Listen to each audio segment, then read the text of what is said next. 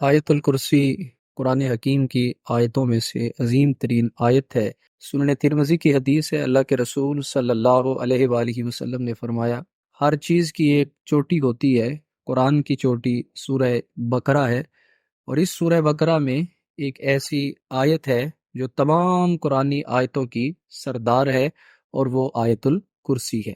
آئیے اب ہم اس کا ترجمہ اور تفسیر شروع کرتے ہیں۔ ارشاد ربانی ہے، اللہ لا الہ الا هو الحی القیوم، اللہ وہ معبود ہے کہ جس کے سوا کوئی معبود نہیں۔ الحی القیوم، الحی وہ زندہ ہے، القیوم وہ قائم رکھنے والا ہے۔ مفسرین نے الحی کا معنی لکھا ہے کہ وہ از خود اور با خود زندہ ہے، اس کی زندگی ہماری زندگی کی طرح مستعار نہیں ہے۔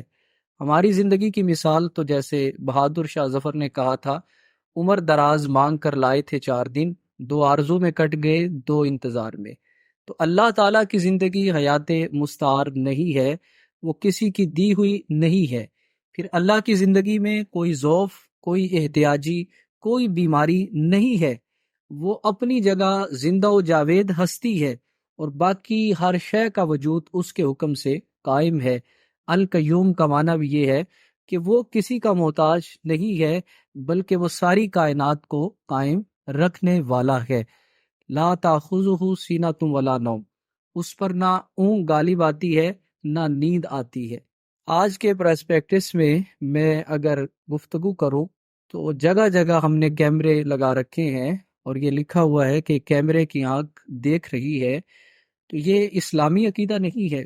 قرآن کہتا ہے کہ کیمرہ جو ہے اس کی تو تار ٹوٹ سکتی ہے، بجلی کا شارٹ فال ہو سکتا ہے۔ اللہ کیا فرماتا ہے کہ تو اس رب سے ڈر جا جسے نہ نیند آتی ہے نہ اونگ آتی ہے، وہ ہر لمحے مجھے دیکھ رہا ہے۔ اللہ از واچنگ می، اللہ مجھے دیکھ رہا ہے۔ آگے فرمایا، لہو ما فی السماوات و ما فی الارض، جو کچھ آسمان اور زمین میں ہے سب اسی کا ہے، یعنی ہر چیز پر ملکیت تامہ اور حقیقی ملکیت اسی کی ہے۔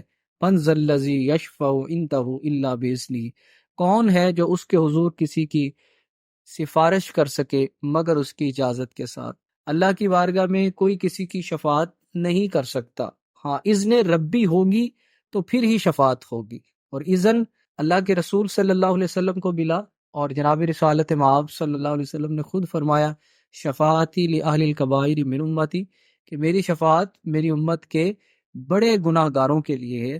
من ذا الذی یشفع عندہ الا باذنہ، از خود کوئی بھی شفاعت جو ہے اللہ کے اذن کے بغیر نہیں کر سکتا، اللہ کا اذن ہوگا تو تب ہی وہ کر سکتا ہے۔ یعلم ما بین ایدیہم وما خلفہم، اللہ جانتا ہے جو کچھ سامنے ہے اور جو کچھ پیچھے ہے۔ عام طور پر دنیا میں ہم اگر کسی کی سفارش کرتے ہیں تو ہم کہتے ہیں کہ بھائی میں اس شخص کو بہتر جانتا ہوں، جیسے یہ تمہیں آگے سے نظر آ رہا ہے، اس کے بارے میں جو معلومات، جو انفارمیشن پہنچی ہے وہ حقیقت پر مبنی نہیں ہے، اصل حقائق تو کچھ اور ہیں، وہ میں آپ کو بتاتا ہوں۔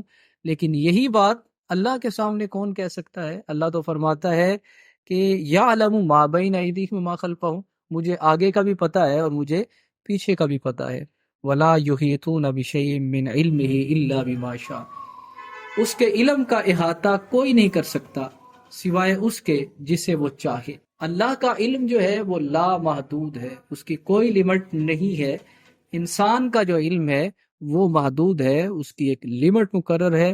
وسع کرسیہ السماوات والارض، اس کی کرسی تمام آسمانوں اور زمینوں کو محیط ہے۔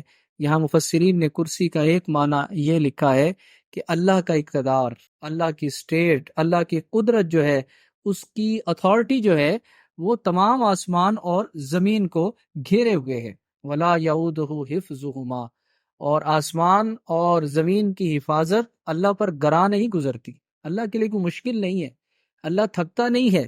انسان اگر تھوڑا سا بوجھ اٹھا لے تو تھکاوٹ ہو جاتی ہے، جسم ٹوٹنا فیل ہوتا ہے۔ اللہ فرماتا ہے آسمان اور زمین کو میں نے اٹھا رکھا ہے، لیکن ان کا اٹھانا میرے اوپر گراں نہیں گزرتا، میرے لیے مشکل نہیں ہے۔ وَهُوَ الْعَلِيُّ الْعَظِيمُ، وہ بلند و بالا بڑی عظمت والا ہے۔ یہ آیت الکرسی ہے جو تمام آیات قرآنی کی سردار اور توحید الہی کا منبع اور سرچشمہ ہے۔ اللہ ہم سب کو قرآن فہمی نصیب فرمائے۔